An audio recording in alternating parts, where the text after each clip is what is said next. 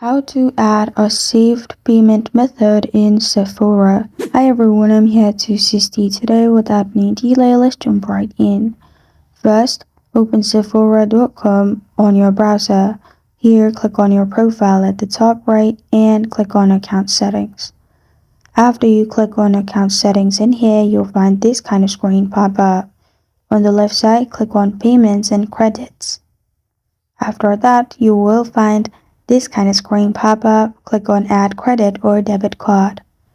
After you've clicked on add credit or debit card, here add your card number.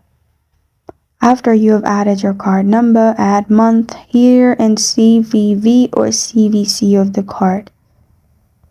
Then add your first name, last name, your country, your phone number for delivery questions, zip postal code, press on save at the bottom, and your card will be saved in the section of saved payment method.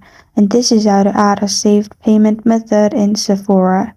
Thank you for joining me today. If this video helps you out, please leave a like and subscribe for more. Got a question or want to suggest a topic, comment below. Thank you for watching.